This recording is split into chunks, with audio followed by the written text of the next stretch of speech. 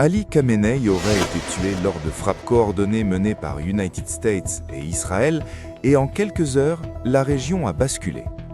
Les sirènes ont retenti à Tel Aviv, des panaches de fumée ont été filmés à Téhéran, et dans les salons comme dans les chancelleries, les questions les plus élémentaires se sont imposées. Pourquoi maintenant? Avec quels objectifs? Et jusqu'où peut-on aller sans que la situation n'échappe à tout contrôle? Ils ont frappé des centres de commandement, des infrastructures sensibles et, selon plusieurs récits concordants, le complexe où se trouvait le guide suprême.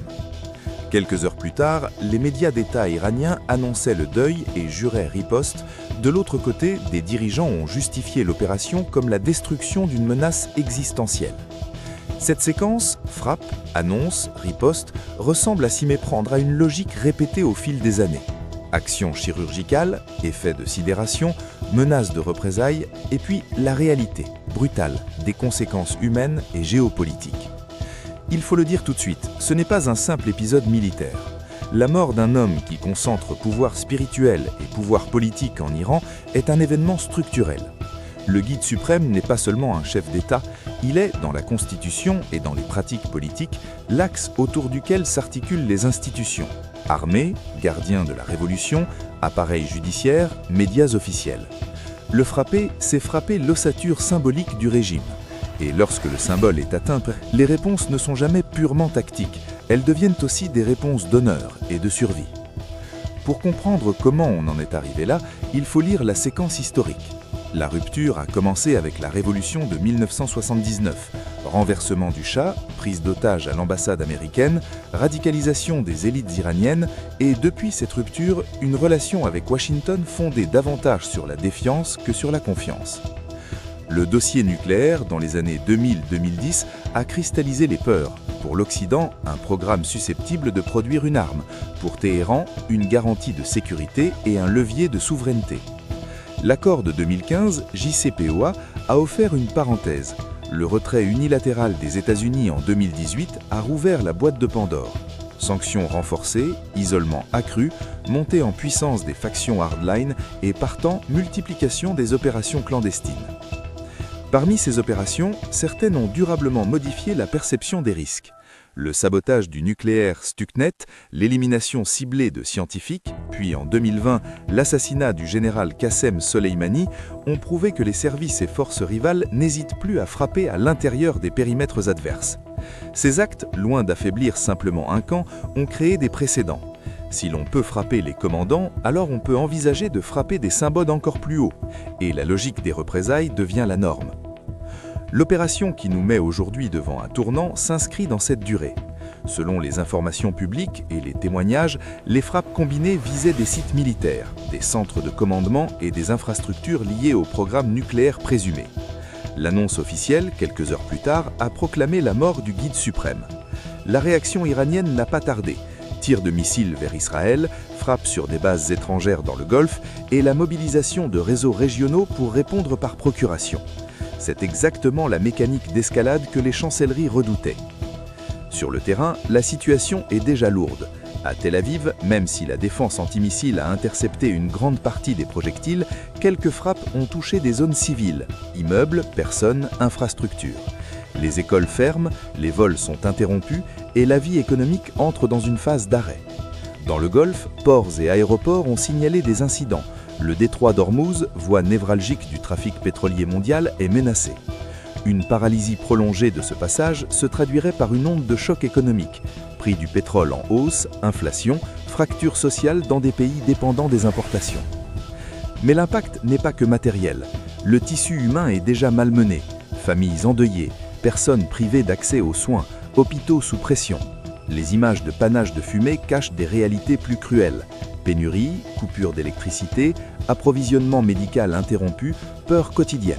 Les civils, encore une fois, sont les premières victimes d'une lutte qui se joue d'abord entre acteurs étatiques et réseaux armés. À l'intérieur de l'Iran, le vide de pouvoir sointe.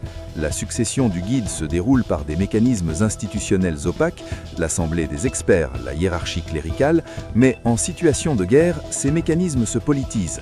Les forces conservatrices et les militaires, notamment les gardiens de la Révolution, ont intérêt à une riposte énergique pour préserver l'honneur du régime et leur position. Les pragmatiques, en revanche, pourraient pousser à une gestion prudente pour éviter l'effondrement économique complet. Le choix entre ces options ne relève pas uniquement de la stratégie militaire, il est aussi le produit des équilibres internes, des intérêts économiques des élites et de la pression populaire.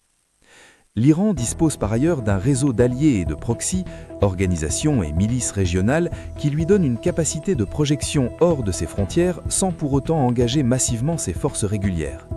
Ces proxys rendent la situation plus complexe.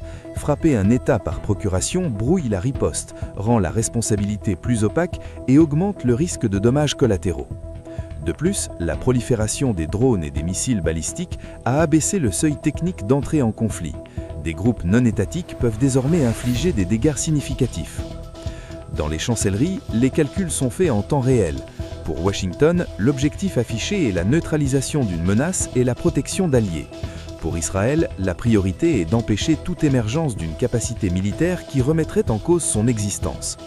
Mais ces objectifs mènent parfois à des choix contradictoires. Frapper préventivement peut affaiblir une menace immédiate, mais cela peut aussi déclencher une réaction qui rendra la région plus dangereuse. Entre dissuasion et provocation, la marge est mince. Quelle trajectoire se dessine? Trois grandes options semblent plausibles.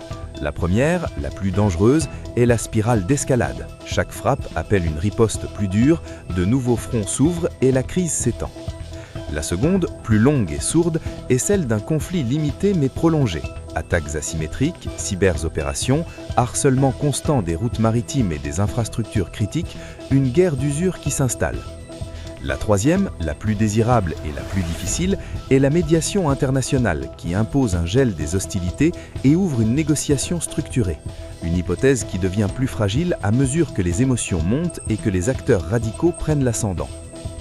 Face à ces perspectives, la responsabilité des médias et des citoyens est essentielle. Vérifier l'information, croiser les sources, résister aux récits simplificateurs. Ce sont des devoirs qui prennent une valeur stratégique dans des périodes de crise.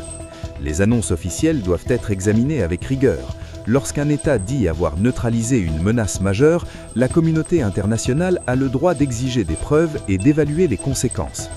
Les règles du droit international, la protection des civils et la proportionnalité ne sont pas simplement de belles paroles. Elles doivent encadrer les actions et limiter la dérive vers une confrontation incontrôlable.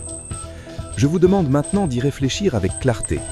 Est-ce que frapper au cœur d'un régime, même quand on estime que ce régime représente un danger, résout durablement le problème, ou est-ce qu'il creuse davantage les conditions de l'instabilité? Les grandes questions d'aujourd'hui appellent des réponses politiques, pas seulement militaires. Quelle architecture de sécurité régionale peut empêcher ces cycles? Quels compromis sont acceptables pour éviter que les échanges de frappes ne se transforment en conflagration générale?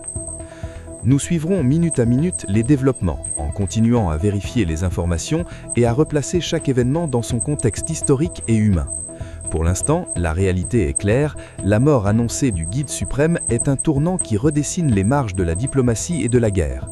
Les conséquences seront profondes pour la région, pour l'économie mondiale et pour millions de personnes dont la vie sera transformée par ces choix. Je veux demander à réfléchir avec clarté. Est-ce que frapper au cœur d'un régime, même quand on estime que ce régime représente un danger, résout durablement le problème, ou est-ce qu'il creuse davantage les conditions de l'instabilité? Les grandes questions d'aujourd'hui appellent des réponses politiques, pas seulement militaires. Quelle architecture de sécurité régionale peut empêcher ces cycles? Quels compromis sont acceptables pour éviter que les échanges de frappes ne se transforment en conflagration générale? Nous suivrons minute à minute les développements, en continuant à vérifier les informations et à replacer chaque événement dans son contexte historique et humain. Pour l'instant, la réalité est claire, la mort annoncée du guide suprême est un tournant qui redessine les marges de la diplomatie et de la guerre. Les conséquences seront profondes pour la région, pour l'économie mondiale et pour millions de personnes dont la vie sera transformée par ces choix. Je veux demander à réfléchir avec clarté.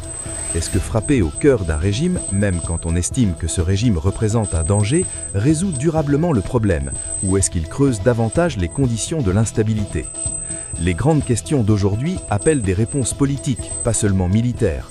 Quelle architecture de sécurité régionale peut empêcher ces cycles? Quels compromis sont acceptables pour éviter que les échanges de frappes ne se transforment en conflagration générale? Nous suivrons minute à minute les développements, en continuant à vérifier les informations et à replacer chaque événement dans son contexte historique et humain. Pour l'instant, la réalité est claire, la mort annoncée du guide suprême est un tournant qui redessine les marges de la diplomatie et de la guerre. Les conséquences seront profondes pour la région, pour l'économie mondiale et pour millions de personnes dont la vie sera transformée par ces choix. Je veux demander à réfléchir avec clarté. Est-ce que frapper au cœur d'un régime, même quand on estime que ce régime représente un danger, résout durablement le problème, ou est-ce qu'il creuse davantage les conditions de l'instabilité ? Les grandes questions d'aujourd'hui appellent des réponses politiques, pas seulement militaires. Quelle architecture de sécurité régionale peut empêcher ces cycles ? Quels compromis sont acceptables pour éviter que les échanges de frappes ne se transforment en conflagration générale ? Nous suivrons minute à minute les développements, en continuant à vérifier les informations et à replacer chaque événement dans son contexte historique et humain.